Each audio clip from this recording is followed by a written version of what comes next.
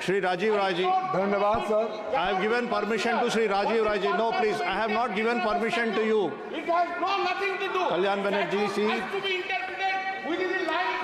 राजीव राय जी, आप बोलिए, आप बोलिए, आप बोलिए। धन्यवाद सर, आपने हमें मौका दिया। मैं अपने राष्ट्र नेतृत्व का आभारी हूँ कि राष्ट्र नेतृत्व ने मुझे कहा बोलने के लिए।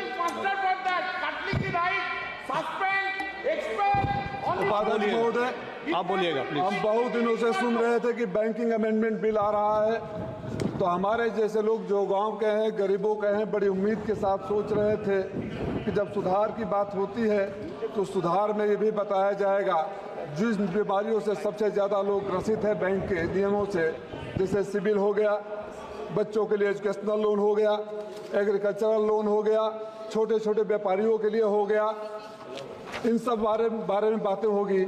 मैं ये नहीं कहने इंदिरा जी की तरह इंदिरा जी और अटल बिहारी वाजपेयी जी का नाम नहीं लूँगा, मैं जानता हूँ निकाल दिया जाएगा, लेकिन ज़रूर उम्मीद कर रहा था कि 2000 रुपये के नोट में जो चिप थे बता दिया जाएगा कि कहाँ गए और चिप 2000 रुपये के नोट क्यों गायब हो गए। मैं इलीगल थे इसलिए मैं ये भी उम्मीद कर रहा था कि अब तक बता दिया जाएगा बैंकिंग लॉ में अमेंड करके कि जो 15 लाख रुपए आ गए थे वो कब और कैसे बांटे जाएंगे, लेकिन फिर ख्याल आया कि हम किन लोगों से उम्मीद कर रहे हैं। इनके लिए 2 लाइनों के बाद बात करेंगे। इनसे ना उम्मीद करो इतनी सादगी के साथ, इनसे ना उम्मीद करो इतनी सादगी के साथ, ये दौर अलग हैं, ये लोग अलग हैं। अगर इस दौर में इनसे वफा ढूंढ रहे हो तो बड़े नादान हो, जहर की शीशी में दवा ढूंढ रहे हो।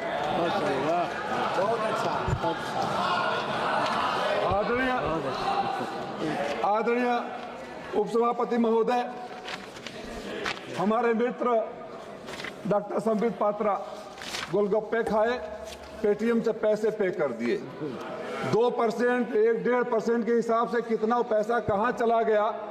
अगर वो पेटीएम कमीशन नहीं लेता तो मेरा पैसा सीधे गरीब को जाता, 10 रुपये का उसको 10 रुपये मिलते और बीच में दलालों को दे दिया गया। और पहली बार हुआ कि पेटीएम का प्रचार माननीय प्रधानमंत्री जी ने किया, ये परंपरा भी पहली बार शुरू हुई। उपसभापति महोदय, पिछले 3 सालों में बड़ी अच्छी टर्मिनोलॉजी लाते हैं लोग। मैंने एक पोस्ट कर दिया था, पिछले 3 सालों में उद्योगपतियों के 5,64,365 करोड़ रुपया राइट ऑफ कर दिए गए। अलीगढ़ के हैं। अगर ये कहा जाएगा अलीगढ़ के हैं कि माफ कर दिए तो आप कहेंगे नहीं राइट ऑफ कर दिए। मैं आज आपसे अपने नेता के सामने मांग करता हूं कि देश के किसानों के ऊपर चाहे जितना भी कर्ज हो सबको राइट ऑफ करने की घोषणा कर दो, हम स्वागत करेंगे। ठीक बात। ये आपकी बुद्धि कहीं और नहीं आती है। आपने चौथी सबसे बड़ी अर्थव्यवस्था की बात करते हैं, तीसरी सबसे बड़ी अर्थव्यवस्था की बात करते हैं। हमारे जैसे लोग तब सदन में नहीं थे, लेकिन टीवी पर सुनकर हमारा सीना चौड़ा हो जाता था जब कोई कहता था कि देश में रुपए के केवल कीमत ही नहीं गिरती है, देश का स्वाभिमान भी गिरता है। तो हमें लगा था कोई आएगा स्वाभिमान बढ़ाएगा। मैं तो आपसे जानना चाहता हूं कि देश के स्वाभिमान को किस रसातल में आप भेज दिए और कहां तक गिराने का इरादा है। चौथी अर्थव्यवस्था हो जाएगी, डॉलर की कीमत के सामने रुपए की कीमत खत्म हो जाएगी और आप अपनी पीठ थपथपाएंगे। इस देश की वो बैंकिंग सिस्टम है जो गरीबों के घर से दिन भर की कमाई निकालता है। मैडम, मैं आपसे अनुरोध करूंगा, विचार जरूर करिएगा कि अगर गरीब दिन भर सब्जी खरीदता है और रात को बैंक में डालता है, अगले दिन बैंक में डालता है, फिर निकालता है, तो अपने पैसे पर ट्रांजैक्शन फीस। पहली बार इस देश ने यह भी देखा कि गरीब जितनी बार बैंक में जाएगा, बैंक से पैसा लेकर आएगा, कुछ न कुछ आपको देगा। आप तो मंदिर के उस महंत की तरह हो गए कि जब जाएंगे कुछ देकर आएंगे। ये तो ठीक नहीं है। इस देश में मैं बड़ी लड़ाई लड़ा, सदन में नहीं था, एजुकेशनल लोन के लिए। आप जब नियम निकालते हैं छात्रों के एजुकेशनल लोन के लिए तो बड़ी अच्छी तस्वीर पेश करते हैं। एक तो हमारा मामला पार्लियामेंट की कमेटी ने हल किया था। जब बच्चे जाते थे एजुकेशनल लोन के लिए तो 50% का मार्क्स या बैंकों से निरस्त दूरी का।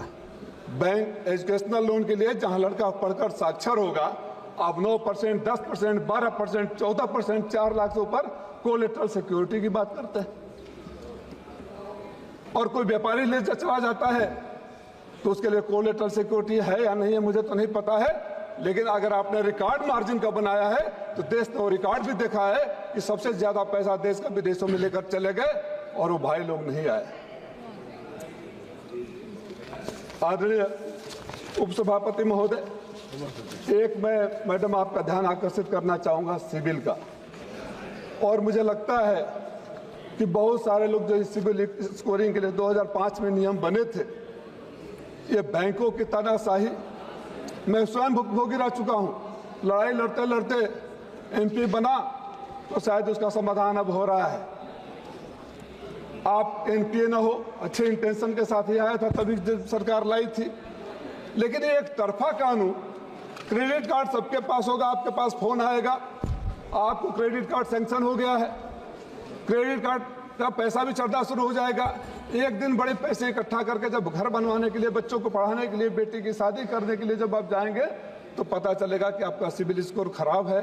तब आप ढूंढने लगेंगे तो पता चलेगा कि उस टाइम पर एक क्रेडिट कार्ड मिला था जिसको आपकी जानकारी भी नहीं है।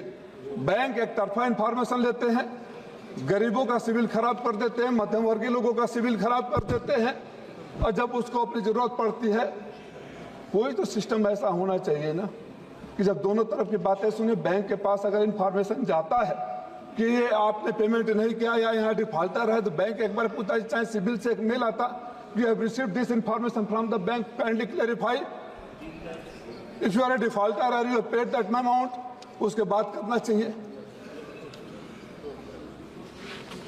सिविल को सुधारने की जरूरत है।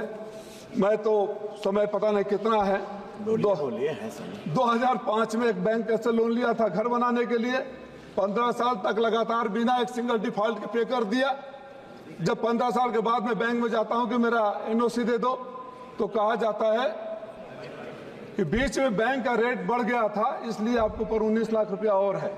उसी अकाउंट में मेरे पैसे, वहीं मेरे सारे अकाउंट स्कूल कॉलेज हो गए, न कहीं एक कम्युनिकेशन मेरे पास आया, न कोई मेल आया। ऑटो डेबिट कर सकते थे, हमको रिमाइंड करा सकते थे, और मैं आपको भी मंत्री जी लिखा, और दुख के साथ कहूंगा कि आपने उस पत्र का जवाब भी नहीं दिया, समाधान तो दूर की बात है। शेम। मैंने आपको लिखा था, और कहेंगे तो लेटर का डेट भी मैं आपके सामने समक्ष रख दूंगा। मैं 3-4 बातों की तरफ और ध्यान देना चाहूंगा संशोधन करने रिकमेंडेशन के लिए। एजुकेशनल लोन, आज के जो बच्चों की पढ़ाई पर खर्च आ रहा है, उसके ध्यान में रखते हुए 20 लाख रुपए तक का लोन ब्याज मुक्त करने की घोषणा सरकार को करनी चाहिए, अगर सरकार सही में उस दिशा में है। डिजिटल करेंसी की बातें होती है, अब तो घर में बैठे बैठे बैंक में पैसा रखने में भी डर लगता है। एक फोन आएगा, फोन की बातें कर रहे थे जब हम और आप सब पैदा नहीं हुए थे, जो व्यक्ति यहाँ नहीं है, और डिजिटल अरेस्ट, पैसा चला जाता है। ये आप ही के टेक्नोलॉजी की देन है ना। नंबर 1 फ्रॉड यूपी में हो रहा है। सबसे ज्यादा फ्रॉड हमारे यूपी में है। लाखों में नॉमिनी का नाम बढ़ा दिया। क्या बताने का कष्ट करेंगे इस सदन को कि अगर मेरे लाकर में करोड़ों रुपया है और चोरी हो गए या गायब हो गए तो बैंक की लायबिलिटी कितने की बनती है। जहां तक मेरी जानकारी है, बैंक की कोई लायबिलिटी नहीं है।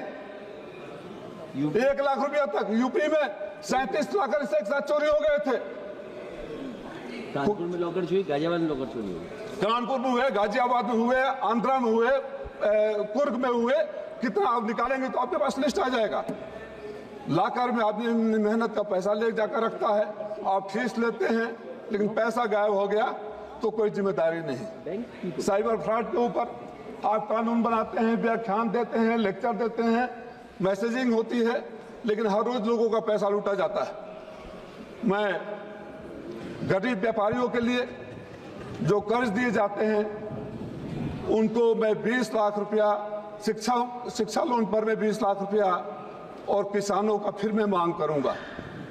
अगर बैंकिंग रिफॉर्म करना है तो जो आपके मित्र चले गए हैं बाहर, जो इस देश के तथाकथित उद्योगपति चले गए हैं, जिन बातों को कहकर आप सरकार में आए थे अपने उन पुराने वीडियो को देख लीजिए, अपने पुराने भाषणों को देख लीजिए, उस पर अमल लाइए। और देश के किसान जो भी बॉर्डर पर तरस रहे हैं, भीतर आने के लिए आत्महत्या कर रहे हैं, बच्चे आत्महत्या कर रहे हैं, बेरोजगारी बढ़ रही है, उस पर ध्यान दीजिए, तब बैंकिंग रिफॉर्म होगा। गरीबों का पैसा अपने बैंक में डाल देने से रिफॉर्म नहीं होता है। उस रिफॉर्म का कोई मतलब नहीं है कि आप चौथी अर्थव्यवस्था बन जाइए और एशिया की सबसे कमजोर करेंसी का नाम भारतीय रुपया हो जाए। इन सब हम तो जा रहे हैं। नहीं कोई बात नहीं, को बोलना है। क्या खत्म करो। एक खजांची का जन्मदिन होता है। बोले खजांची बैंक में जो पैदा हुआ उसका जन्म। और हमारे लिए आपकी नोटबंदी, हमारे लिए उस देश के लिए उस नोटबंदी, जो नोट अपने पैसे के लिए बैंक के लाइन में जो माँ लगी थी, हम माँ लगी थी, और जब बच्चा पैदा हो गया उस खजांची का जन्मदिन हमारे राष्ट्राध्यक्ष मनाकर आपको याद दिलाते रहते हैं तो नोटबंदी नहीं था। सही कहा गोगोई जी ने, आप तब ठेंगा दिखा रहे थे, आपके लिए अट्टहास का विषय था, आपके लिए गर्व का विषय था। अगर प्रधानमंत्री जी ये कहे होते कि पैसे तो बैंकों से ले लिए लेकिन मैं विदेश जाने नहीं दिया, तब हम सब ताली बजाए होते। लेकिन प्रधानमंत्री जी खुश थे कि गरीबों के घर में शादी है, बैंक में पैसे नहीं है।